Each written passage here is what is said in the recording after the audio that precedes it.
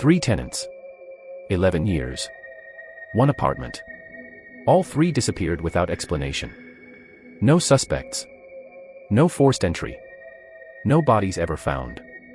And every single one of them, in the days before they vanished, reported the exact same thing. Knocking. Always at 2 a.m. Always 3 knocks. Always followed by silence. Investigators treated the cases separately for years. Until they found the recordings. And what those cameras captured, both in real time and during playback, is something that nobody on the case has been able to explain. Not the police. Not the building management. Not the forensic audio team that spent 3 weeks enhancing the footage.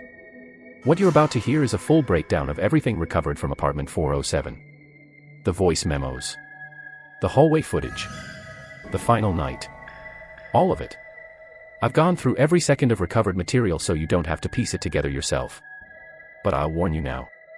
The ending doesn't give you closure. It gives you a question that's going to stay with you. Hit subscribe before this starts. Because when this one ends, you're going to want to be here for what comes next. Police entered apartment 407 at 2:13 a.m. The tenant had called emergency dispatch 4 minutes earlier. According to the operator, he sounded exhausted. Not panicked at first. Just tired. The kind of tired that settles into someone after too many nights without sleep.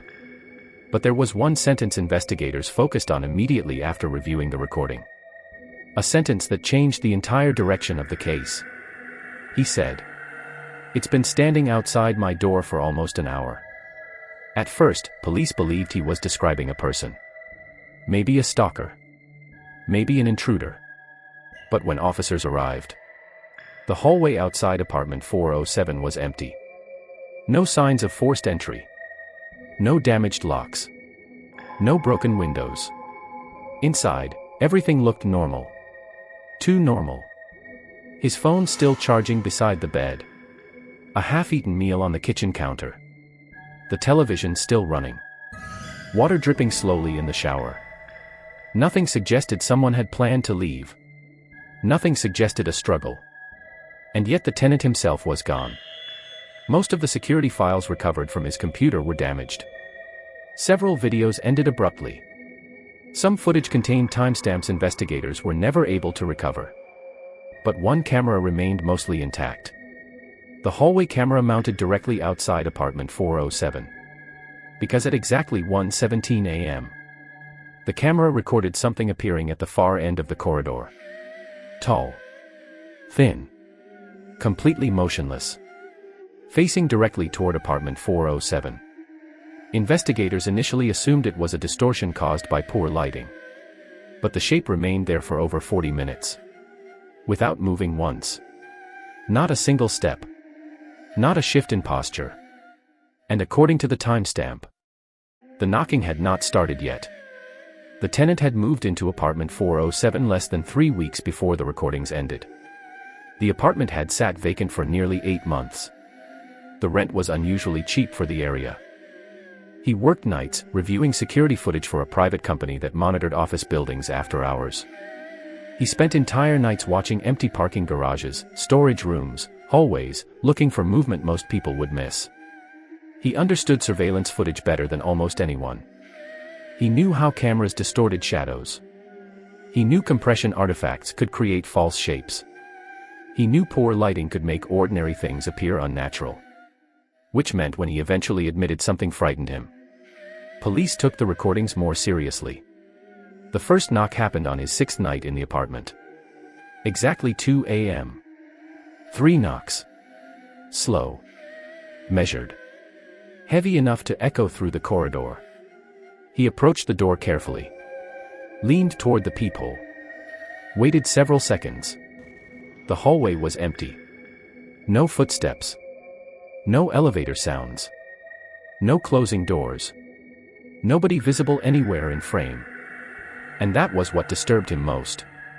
Because whoever knocked should not have had enough time to leave. The corridor was too long.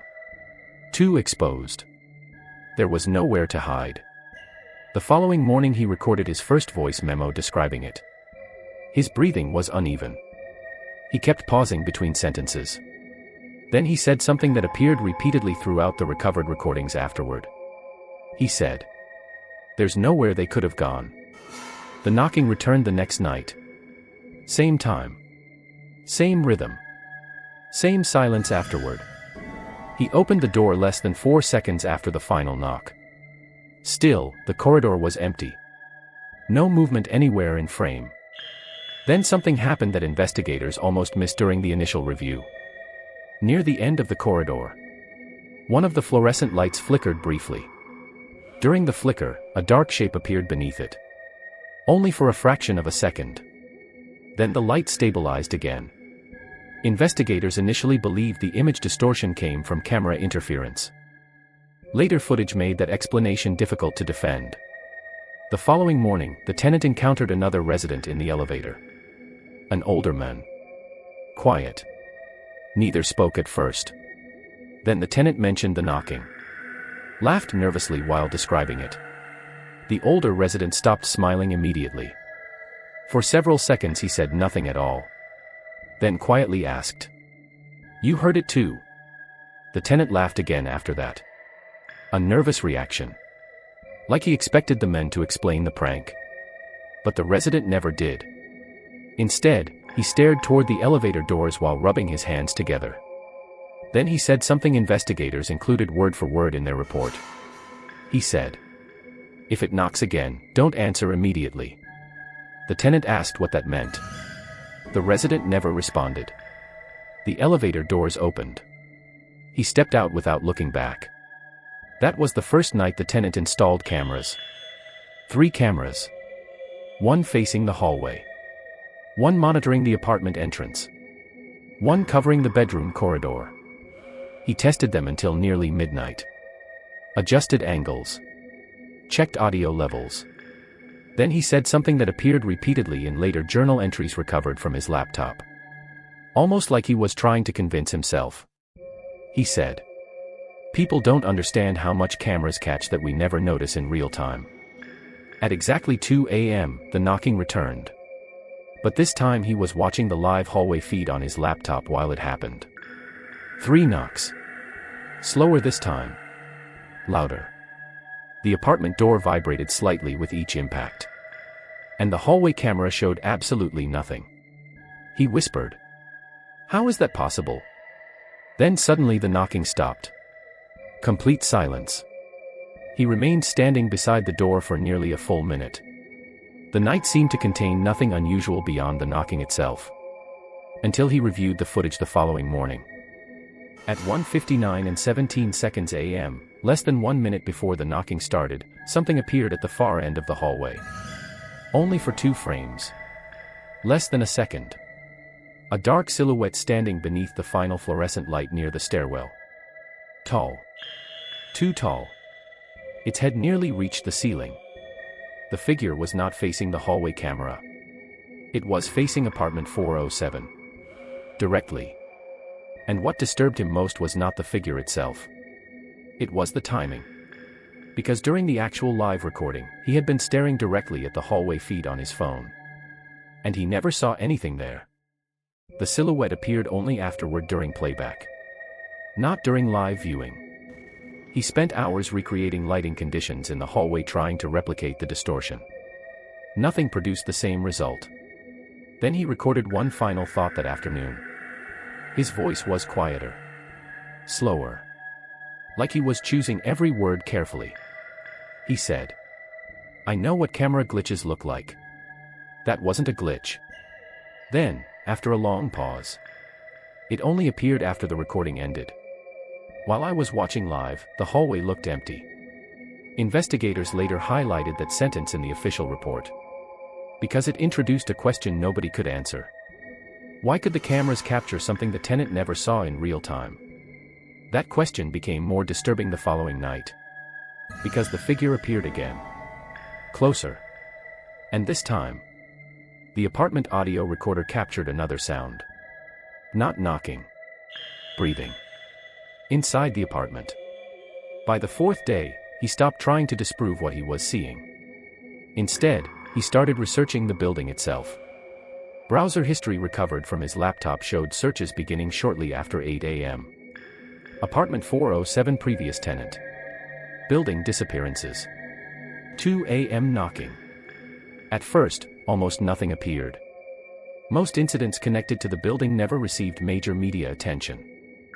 But after several hours in archived public records, the tenant found what investigators later confirmed was accurate. 3 previous tenants from apartment 407 had disappeared over the last 11 years. No confirmed suspects. No forced entry. No explanation. And every single one had filed noise complaints about knocking at exactly 2 a.m. shortly before disappearing. The complaints always stopped days before contact with the tenant ended completely. Then the tenant found one more article. A report dated nearly 17 years earlier. The headline referenced a suicide inside apartment 407. Male. Late 20s. No known relatives. According to the archived report, neighbors had repeatedly heard him speaking through his apartment door late at night as if someone stood in the hallway. One neighbor reported hearing him say the same sentence repeatedly in his final days. "You can stay outside. Just don't come in." Investigators later confirmed the tenant printed that article. The paper was found folded beside his bed after the disappearance. But what disturbed detectives most wasn't the article itself. It was what the tenant found next. Buried inside an archived tenant forum connected to the building. Someone had uploaded a photograph years earlier. A handwritten note taped inside apartment 407. The note contained only one sentence. Written entirely in capital letters. Never answer the door after 2 a.m. No name. No explanation. The tenant stared at the image for almost 6 minutes. Then he zoomed into the handwriting. Because he recognized it. It matched notes found inside a storage box from the apartment closet, left behind by the previous tenant. Inside the box, old receipts, maintenance requests, damaged VHS tapes, and several cassette recordings labeled only with dates. One tape remained partially intact. The voice on it belonged to a man investigators believe was the previous occupant of apartment 407. He whispered throughout, as though afraid someone nearby might hear him. He kept repeating that the hallway changed after 2 a.m. Then, midway through the recording, his voice changed completely. He said, "Don't look through the peephole for too long." Then silence. And underneath violent static that followed. Another voice appeared briefly on the tape. Lower. Unclear. Almost impossible to understand. Investigators enhanced the audio repeatedly. Eventually they isolated 3 words. "It watches through the door." The tenant replayed that section more than 20 times. Then something happened investigators couldn't explain. The cassette player activated again by itself. A violent burst of static. The tape had rewound on its own. The model had no automatic rewind function. The distorted voice returned. Louder. Closer to the microphone. "It watches through the door." The tenant unplugged the recorder immediately. Then he noticed the hallway camera feed on his laptop. A shape was partially visible near the wall beside apartment 407. Just an arm. Part of a shoulder. As if something had been standing just beyond the camera angle the entire time. He never mentioned it during the live feed. But moments later he approached the door and checked the hallway camera mounted above it. Then stopped moving completely. The camera lens had been scratched. 3 long marks stretched across the glass. Fresh. Deep enough to distort the image whenever hallway lights flickered. He whispered. "There's no way somebody reached this without me hearing them." He checked the lens 6 more times before midnight. Each time he returned inside, the scratches appeared slightly deeper. By night 5, the pattern had changed. The figure northwest longer waited until close to 2 a.m. At 1:13 a.m., the hallway camera glitched, and when the image returned, the shape was already there. Standing at the far end of the corridor. Motionless. Head slightly lowered. The tenant didn't see it in real time. He only noticed it minutes later while watching the live feed. Then he realized something else. The figure had not moved closer on camera. But it appeared nearer between frames, as if distance itself was inconsistent in the recording. At 2 a.m., the knocking finally came. but not from the direction of the figure. The sound came from directly outside apartment 407. Which meant one thing was impossible to avoid. Whatever was knocking at the door was not the same thing standing in the hallway. He whispered the only conclusion he had left. It was waiting the entire time. Night 6. The figure from the hallway was gone. That was somehow worse. At 12:04 a.m., the neighboring resident, the man from the elevator, left his apartment carrying a small bag. Normal. Tired looking. He walked toward the elevator, but stopped halfway. Turned toward apartment 407. Stood there for nearly 8 seconds without moving. Then continued walking. At 2 a.m., the knocking didn't come. Instead, the neighbor's apartment door opened on its own. Slowly. No one visible at first. Then the neighbor stepped into the hallway. Moving wrong. Unsteady. As if being guided rather than choosing. He turned toward apartment 407 and stopped. At 2:03 a.m., the tenant whispered into his recorder. "No, not him." Then the lights flickered. When they stabilized, the neighbor was closer to the apartment. But he had not walked. What happened next was captured clearly by the hallway camera. The neighbor's body jerked backward. Violently. Dragged toward the far end of the corridor. Arms reaching forward. Feet sliding across the carpet. As if pulled by something invisible just beyond the camera's resolution. Then he was lifted slightly off the ground. And pulled into the darkness at the far end of the hallway. Completely gone. The entire sequence lasted less than 6 seconds. When police arrived and searched the corridor afterward, there was nothing. No blood. No signs of struggle. The neighbor's apartment door stood open. Lights on. Television playing static. A meal untouched on the counter. Steam still rising from a cup of tea.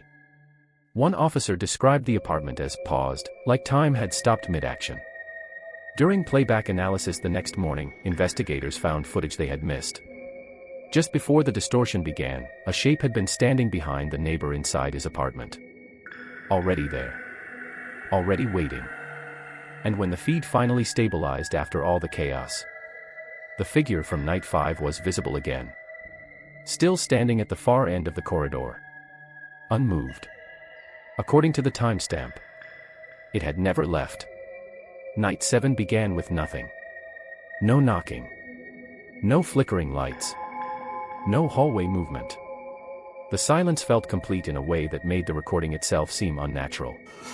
At 11:41 p.m., the bathroom mirror showed the tenant's reflection with a delay of nearly half a second. His reflection smiled slightly after he stopped moving. Even though his face remained neutral. He locked the bathroom door. Stood still inside. Breathing. Then at 12:06 a.m., messages began arriving from an unknown number. The first read. It only comes if you hear it. 10 seconds later, a second. You've been listening. No further messages appeared. At 12:33 a.m., slow scraping began at the apartment door. Controlled. Like something dragging its nails across wooden measured lines. Then, at 12:41 a.m., the audio recorder picked up a whisper. Not clearly from outside. Not clearly from inside. Open it.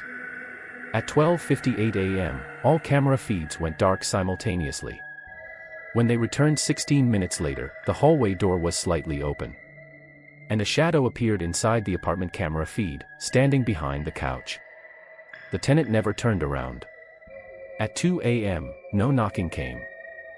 For the first time in all the recordings, the expected event simply didn't occur.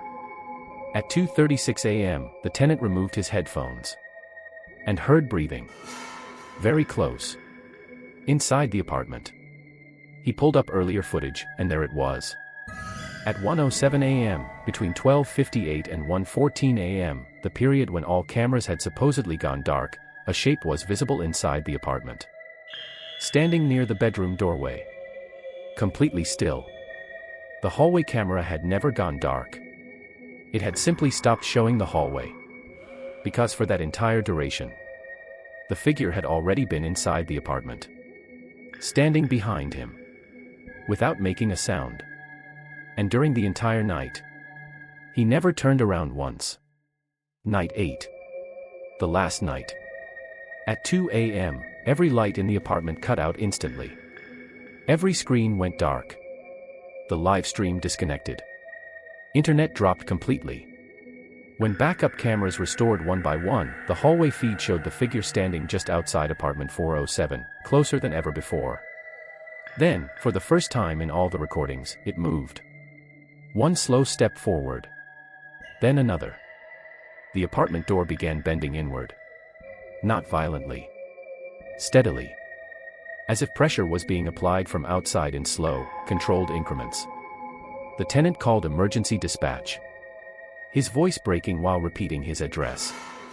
The operator answered. Calm. Almost too calm. Sir, are you alone in the apartment? Yes. Send someone now. A long pause followed. Then the operator said something that made the tenant stop moving completely. Sir, someone is standing behind you. The tenant froze. All kitchen and bedroom cameras showed nothing behind him.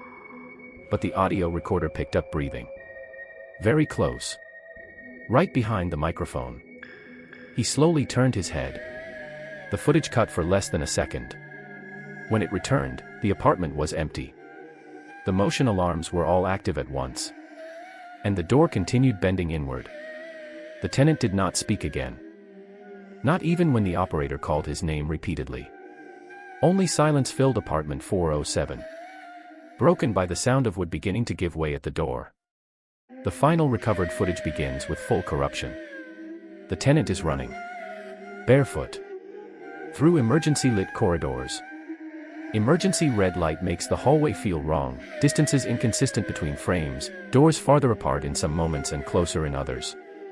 As he passes each apartment door, every one stands slightly open. A gap. A darkness behind every threshold. Then voices begin coming from inside those apartments. Overlapping. Fragmented. One phrase becomes clear, repeated from multiple directions. You already opened it. He reaches the stairwell. Locked. Forces it open. But inside, there are no stairs going down. Only a repeating hallway. The same corridor looping in both directions. He finds another door he had never seen before. A metal door labeled Security Access. Inside, a small room. Old CRT monitors lining the walls. Dust-covered equipment. Live feeds still active. But not of the current hallway. Older recordings. Years older. All of them showing apartment 407. Different tenants. Different eras. Same hallway. Same time. 2 a.m. The recordings cycle one after another, each showing a different person hearing knocking, approaching the door, disappearing. Then one monitor flickers differently. It shows a tenant standing motionless in the hallway. Slowly, that tenant turns toward the camera. And it is not a stranger wearing his clothes.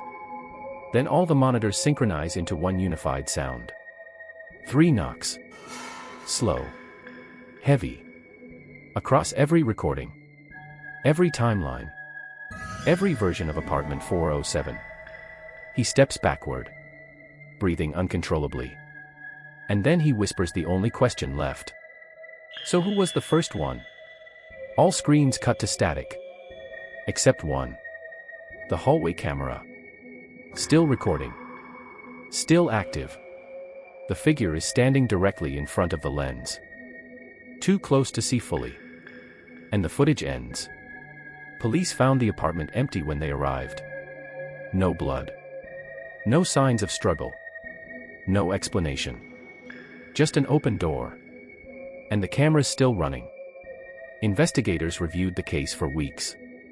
They confirmed 3 prior disappearances from the same unit. The same pattern. The same complaints.